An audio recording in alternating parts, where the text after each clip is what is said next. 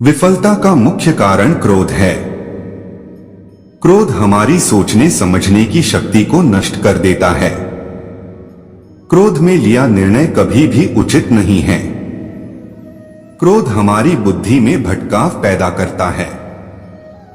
अक्सर क्रोध के कारण हम गलत निर्णय ले लेते हैं, जिसके कारण कभी कभी हमारा सब कुछ नष्ट हो जाता है।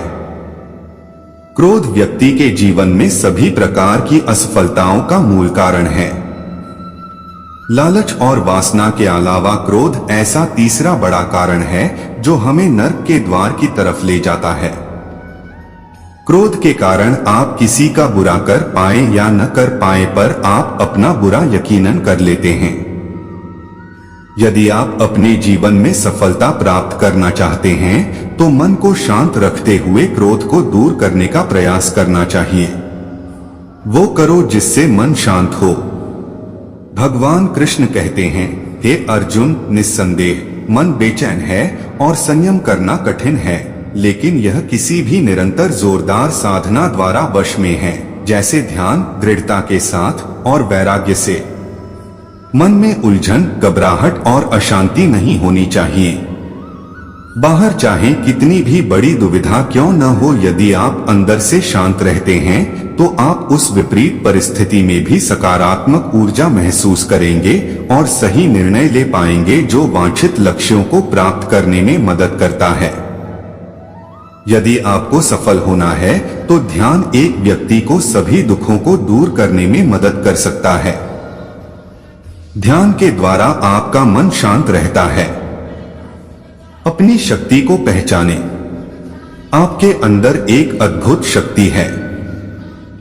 यह एक सर्वोच्च शक्ति है जो आपको जीवित रखती है। आप कुछ भी कर सकते हो। इस छिपी हुई शक्ति पर हमेशा विश्वास करो। आप जो कर रहे हो उसे पूरे विश्वास के साथ करो। आपके अंदर की शक्ति हमेशा आपको सही बनाने के लिए आपके साथ होती है और आपको अद्भुत चीजें करने की ताकत देती है। कर्तव्यों से कभी दूर मत भागो। कर्तव्यों से दूर भागना सफलता का रास्ता नहीं है। इसलिए हमेशा कर्तव्यों को पूरी लगन के साथ पूरा करें। कर्तव्य हमारा अपने लिए भी है, अपने माता पिता, परिवार, मित्र, शिक्षक, देश एवं समाज सभी के लिए होता है। इन सभी के लिए हमारी नैतिकता जो कुछ करने के लिए कहती है वही हमारा कर्तव्य है। बिना अपेक्षा के हमें जो करना चाहिए वही कर्तव्य की श्रेणी में आता है। कभी संदेह मत कीजिए। भगवद गीता के अनुसार एक संदिग्ध व्यक्ति को इस दुनिया में शांति नहीं हो सकती है। संदेह करने वाला व्यक्ति दूसरों पर ही नहीं बल्कि खुद पर भी संदेह करता रहता है और अपने लक्ष्य को कभी भी हासिल नहीं कर पाता। आप जो भी कर रहे हैं उसे पूरे विश्वास के साथ करने से ही आप सफल हो सकते हैं। यदि आपको यह संदेह है कि आप सफल होंगे या नहीं तो आप अपनी ही सफलता पर संदेह कर रहे हैं। जहां संदेह होता है वहां विश्वास नहीं होता। इसलिए कभी संदेह मत कीजिए बल्कि अपने आप पर पूरा विश्वास रखकर आगे बढ़िए। डर का सामना करो। डर से बचने का सिर्फ एक ही तरीका है कि उसका सामना किया जाए। यदि आपके अंदर कुछ खोने का डर रहेगा तो आप कुछ भी बड़ा नहीं पा सकते। किसी भी समस्या का दृढ़ता से सामना करना चाहिए। यह अंदाजा लगाना मुश्किल नहीं है कि अगर कोई डर न हो तो जीवन कितना सुंदर होगा। धार्मिकता के मार्ग पर चलें।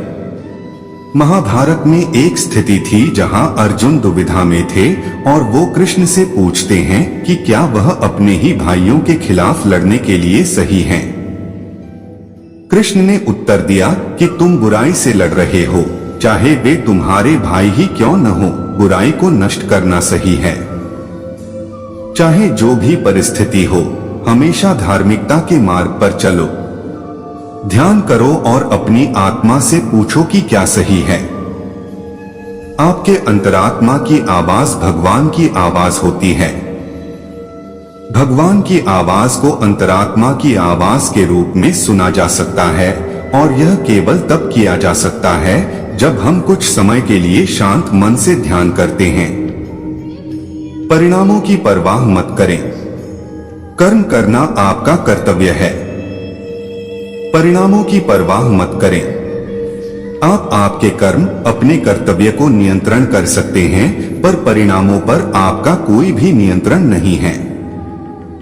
काम का फल आपका मकसद नहीं होना चाहिए और आपको कभी भी निष्क्रिय नहीं होना चाहिए। हमारे अधिकांश फैसले तब प्रभावित होते हैं जब हम उनके परिणामों के बारे में ज्यादा सोचने लगते हैं। यदि सिर्फ आप पुरस्कार के बारे में सोचते रहेंगे तो कर्म कैसे कर पाएंगे? इसलिए केवल कर्म करें। जो व्यक्ति परिणामों की चिंता नहीं करता वो कभी भी हार नहीं सकता। परिवर्तन के लिए तैयार रहें। परिवर्तन संसार का नियम है, उसके लिए तैयार रहें। परिवर्तन ही जिंदगी का सार है, चाहे वह जिंदगी हो या कुछ और। परिवर्तन के लिए हमेशा तैयार रहना चाहिए। यदि आप इसके लिए तैयार नहीं होते तो आप कभी भी आगे नहीं बढ़ सकते। इसलिए परिवर्तन जरूरी है। अपने दिमाग को विचारशील बनाइए और मार्ग में आने वाली बाधाओं का सामना कीजिए।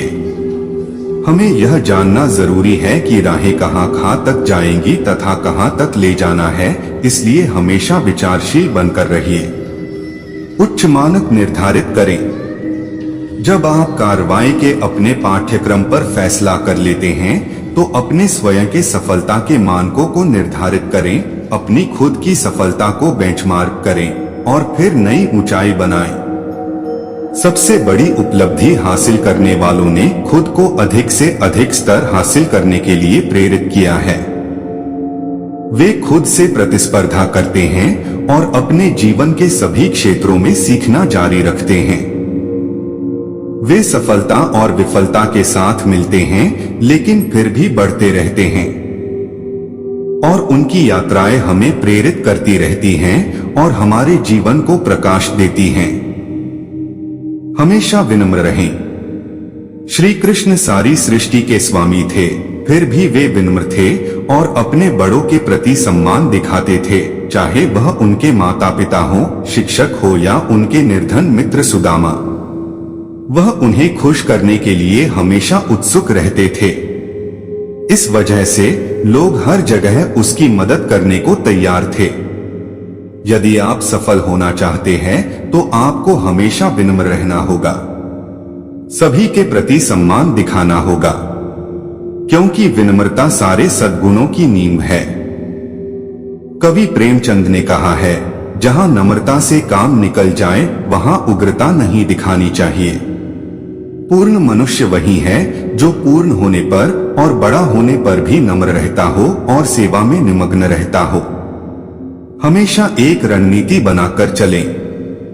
अपनी स्थिति से अवगत रहें और व्यावहारिक रहें। कभी कभी आपको आउट ऑफ बॉक्स सोचना पड़ता है।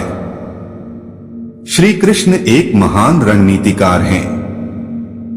एक ओर प्रेम का पाठ पढ़ाकर कृष्ण हर किसी को समान दृष्टि से देखने की सीख देते हैं, वहीं दूसरी ओर अर्जुन को युद्ध के लिए प्रेरित कर यह भी सिखाते हैं कि सब्र सिर्फ एक हद तक ही ठीक होता है और जब बात धर्म और मर्यादा की स्थापना की हो तो योनि और शस्त्र उठाने से घबराना नहीं चाहिए। एक उचित रणनीति आपको सफलता की ओर ले जाती है।